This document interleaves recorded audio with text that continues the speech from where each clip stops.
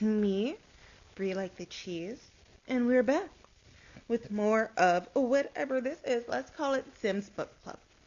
It's not creative, but it's here. It's clear. Get used to it.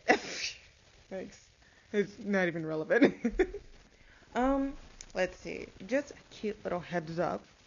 I don't know why I never really mentioned this. At least I didn't mention this in the previous video. I am not in my normal habitat. I am somewhere where you might hear very, very distracting noises. Hope you don't. It sounds like like one of my neighbors is having something worked on, so there is light pounding in the background. Not the good kind, not the fun kind, not a bad kind. I think it's renovations. And I'm really close, or relatively close, to the God, what is it called? The fish tank. I'm relatively close to the fish tank. So you guys might hear the filter.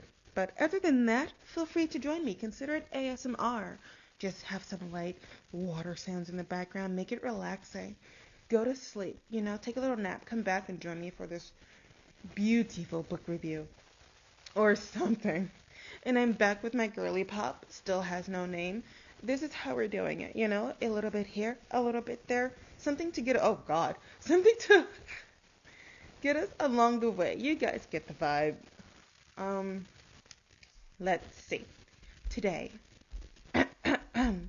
we will be talking about, oh God, good grief, Brie. A game of musical chairs, a song of hot and cold. Guess what this is a parody of? Not parody, but guess what this is based off of? It is by, instead of Greg Q. Barton, like the last book, it's by a different person, a different author. It is by no one other than Geoff S.S. Marlin. And it too is also a fantasy book. I guess that makes sense, right? Maybe they're twins. Or distant cousins. And the description goes as a 9-book trilogy, massively abridged into one confusing volume. Yeah, it's not too far off. So let's go. This book, it's a lot. It's kind of like a lot. Like imagine taking a sprawling epic fantasy series complete with feuding families again. Feuding families are coming back. How would you imagine? Backstabbing politics and enough drama to fill a lifetime of soap operas, and then some. And then squishing all of that down, like just compressing all of that, like you're creating a zip file, into one single volume. Sounds impossible, what? But it's not. It's exactly what this book does, and it's chaotic and confusing and entertaining. It's just as entertaining as you'd expect it to be, if not more so. First, let's talk about the premise, because honestly, it's kind of genius in its absurdity. The idea of taking a 9-book trilogy, a trilogy that somehow became 9 books, and condensing it into one volume is equal parts hilarious and horrifying, a little scary. It's like someone took a 10-course meal and turned it into a smoothie and was like, here you go. You're getting all the ingredients and the flavor, but at what cost? Your taste buds, that's what's the cost. Yeah. The book opens with what feels like 15 prologues, and each one introducing a new kingdom, a new prophecy, a new set of characters who may or may not be important later. I'm literally by page 20, you would have met at least 30 characters, and half of them will have names that sound like someone sneezed on a Scrabble board. And you gotta figure out how to pronounce them. And every time you talk to someone, and you hang out with someone, and you talk about the book, you guys end up arguing about who's pronouncing the name wrong. And turns out you're both wrong, and you're both crazy, and you're still gonna pronounce it the same way you pronounced it in the first place because you have problems with being wrong. And that's fine. You've addressed it, you understand it, and you push forward. But then, you've got your standard fantasy fare. The brooding hero with the dark past, the fiery princess who's tired of being underestimated, The wise old mentor, I need water, who's probably going to die, but I'm not going to get no water. I'm not going to get any water. And the villain, who's just extra in every possible way that you hate, and you hate even more. But here's the thing, because everything's been abridged. You don't get to spend much time with any of them. It's like speed dating, but with swords and magic and dragons. And speaking of magic, the world building again is something else. On one hand, it's impressive how much detail the author manages to cram into such a short space. There are ancient prophecies, magical artifacts, and entire pantheons of gods. And it's all explained in the span of a few paragraphs.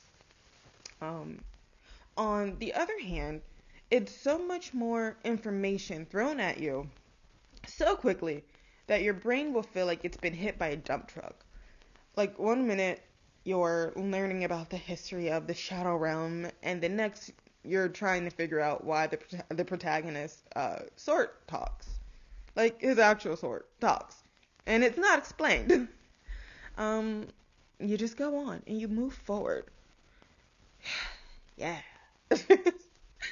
So the plot, if you can even call it that, it's like a whirlwind of epic battles, political intrigue, the usual, and random detours that make you wonder if the author was just making it up as they went along just to hit a certain word count, because I know we all do that.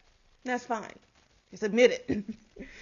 Major events do happen, but it's like major events that would have taken an entire chapter in a normal book are summarized in a single sentence.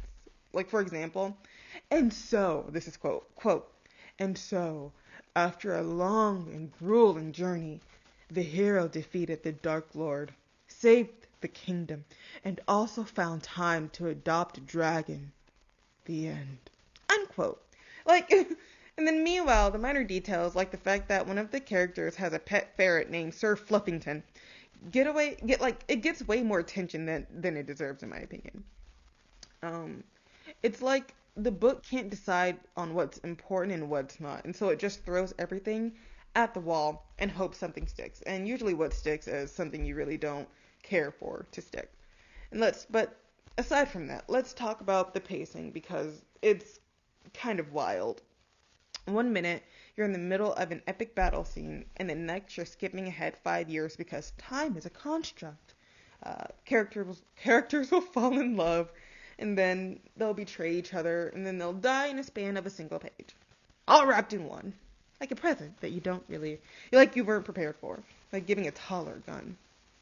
If that's your thing, I get it, I understand, but it's just not for me. But it's like the author was literally just trying to hit every fantasy trope in existence, but didn't have the patience to actually develop any of them, so it really doesn't hit as hard. But by the time you reach the halfway point, you'll have whiplash from how quickly the story moves. And here's the thing. Despite the chaos, there's something kind of charming about the book. Maybe it's the sheer audacity of trying to cram 9 books' worth of content into one volume. Maybe it's the fact that the author clearly didn't take themselves too seriously, or just the fact that the joy of watching a story spiral so completely out of control that it becomes its own kind of masterpiece.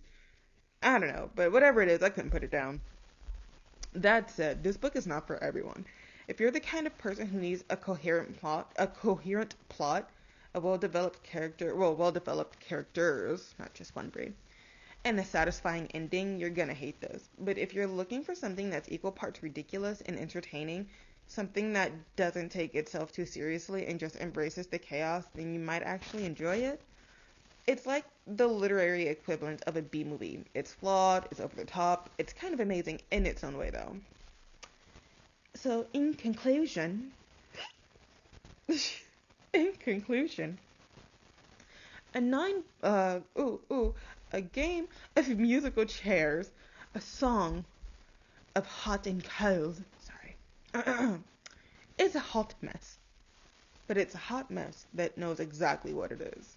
It's not trying to be the next great fantasy epic.